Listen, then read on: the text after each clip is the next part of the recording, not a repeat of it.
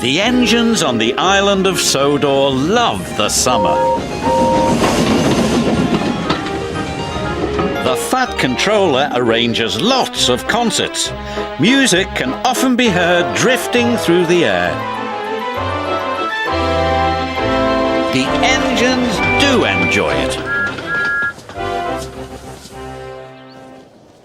One morning, the engines were very excited. Alicia Botti, the famous singer, was coming to the island of Sodor. "She's a coloratura," said Gordon importantly.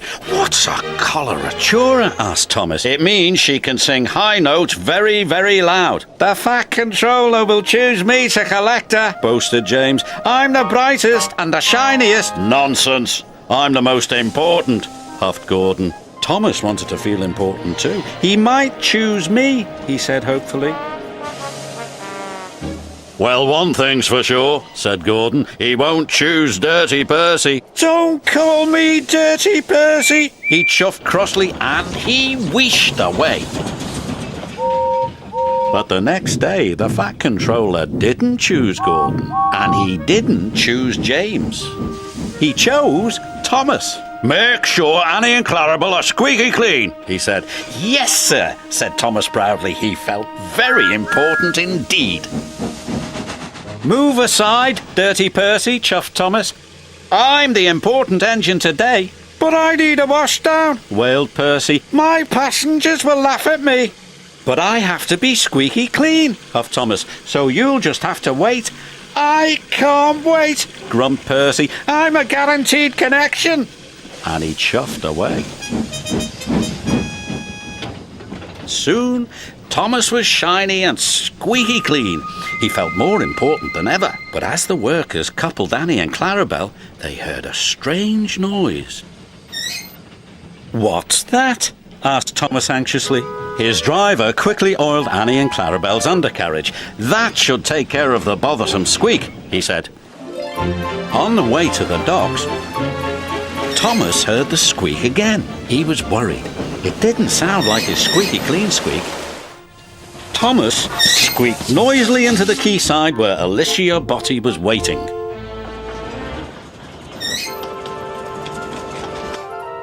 The Fat Controller held Clarabel's door open when Alicia Botti screamed. And she screamed, and she screamed, and she screamed. She screamed so loud and so long that windows broke all over town. "Definitely a coloratura," said Gordon. Alicia Botti was cross. "I can't possibly travel in a coach that riddled with the mice." The Fat Controller was very embarrassed, and Thomas didn't feel important at all. Just then, Percy returned from his guaranteed connection.